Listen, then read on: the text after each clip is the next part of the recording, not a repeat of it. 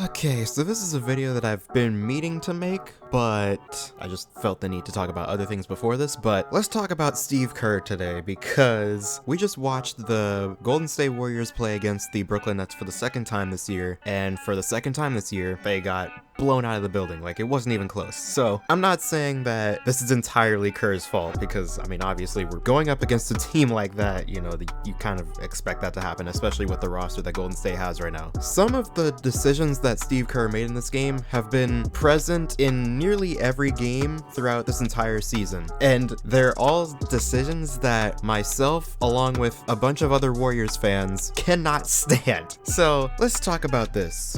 But before we talk about that, just wanted to let you guys know that about 77% of you guys that watch my videos are still not subscribed. So if you're watching this and you're still not subscribed, please hit that subscribe button. It really helps me out a lot. So let's talk about Steve Kerr. So the main thing that I wanted to talk about with him is just the philosophies and the different strategies that he's been trying to work out this year, along with some things that he said to the media, which is honestly what pisses us off the most, at least the Warrior fans that I associate myself with. But let's first talk about the rotational problem, because we've seen this throughout the entire season. Because at first he said that he was just experimenting. This was like the first week of the season. He said that he should have everything figured out by game 20.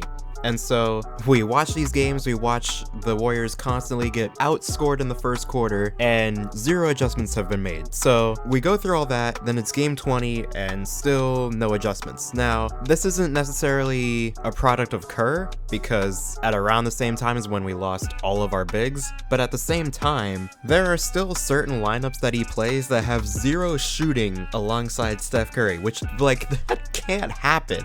You need to have at least another shooter alongside Steph Curry, which he has been doing in the last couple games, like putting Michael Mulder and Damian Lee alongside him, but that's really all we've seen from him this season as far as putting shooters next to Curry. The main thing that a lot of people also have problems with is the fact that he's doing a lot of the same things that we were doing during the dynasty while Kevin Durant and Klay Thompson were here. And we saw this last season with Omari Spellman. He was running plays designed for KD with Omari Spellman. So a lot of people have been critical of that, but we've also been pretty critical of just the minutes that Steph Curry is playing, because he actually mentioned this in an interview the other night, and a bunch of people have just been lighting this dude up for the amount of minutes that Steph Curry is playing, but also when he's playing those minutes, because he's made it a point this year to keep Steph below 35 minutes, which is, personally, I don't have a problem with that, because I mean, we're not really gonna do anything this season anyway, or anything of value this season, so might as well. But the problem comes when you start playing Steph Curry the exact same rotation that you played him, except without Kevin Durant and Klay Thompson on the roster. So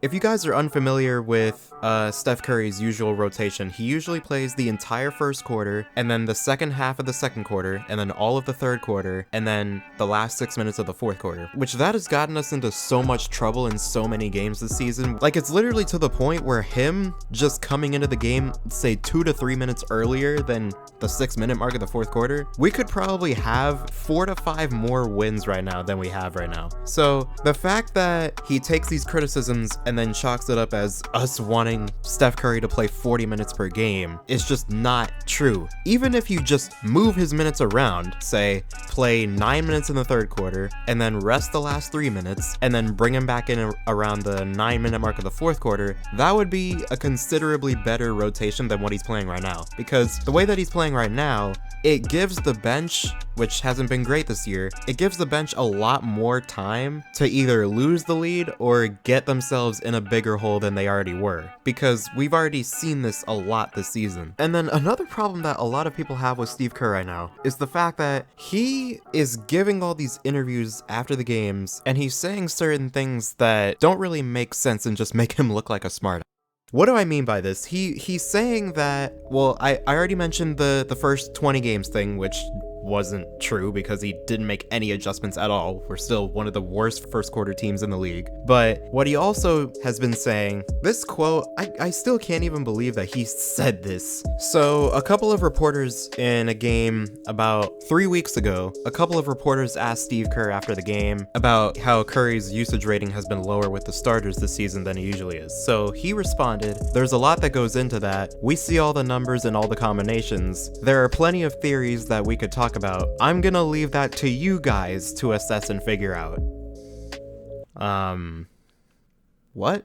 The reason that they're asking you is because you're the coach of the team. It's not the reporters' jobs to figure out why Steph Curry's usage with the starters is lower than it's ever been. So one of the responses is from Anthony. He said, "We see all the numbers and all the combinations, so you see that your starting lineup is by a mile the absolute worst in the NBA, and you still won't change anything about it." Which, at the time, this was true. We were getting outscored in the first quarter by upwards of 10 points most games, which is obviously not ideal. And so let's go on to another one, because after one of the games in San Antonio, Steve Kerr had heard some of the criticisms about him and the way that he was playing Steph Curry and how his minutes were working out. And so Steve Kerr responded with, "I'm into the long game. We're counting on having Steph here for many, many years ahead. We're not throwing Steph out there for 40 minutes to chase wins." Okay, so the 40 minutes part, I understand.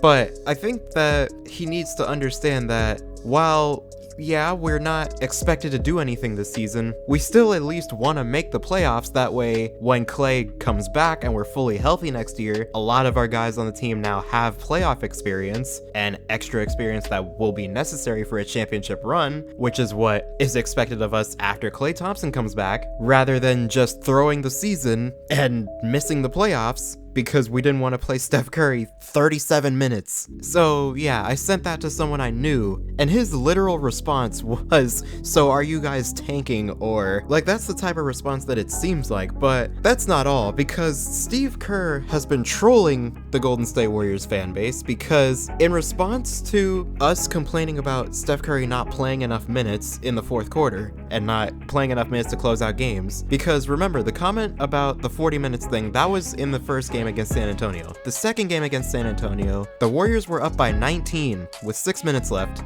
and he put Steph Curry in the game to make a statement against Golden State Warrior fans, like as a joke. And then the thing that happened tonight, which is what it kind of set me off and is the reason that I'm recording this video now. So the Brooklyn Nets are up by 24 points with 6 minutes to go in the fourth quarter, and he put Steph Curry in the game. So he was willing to put Steph Curry in the game in a 24-point blowout, but playing him an extra 3 minutes, 2 to 3 minutes in a close fourth quarter would be too much. I don't know, man. I have no idea what's happening right now. So that was like my take on Steve Kerr this season. Do I think that it's gonna get better? Maybe. Like, are we waiting for the 40 game mark now? Like, I don't know. So comment down below, Golden State fans, comment down below what you think of Steve Kerr right now at this point in the season. Do you have any problems with him right now? Or if you do, are they the same problems that I talked about in this video? Let me know what you think. So with all that being said, I hope you guys enjoyed this video. Subscribe if you're new, hit the bell to be notified when I upload, comment down below what you want to see next, and as always, I'll see you guys in the next one.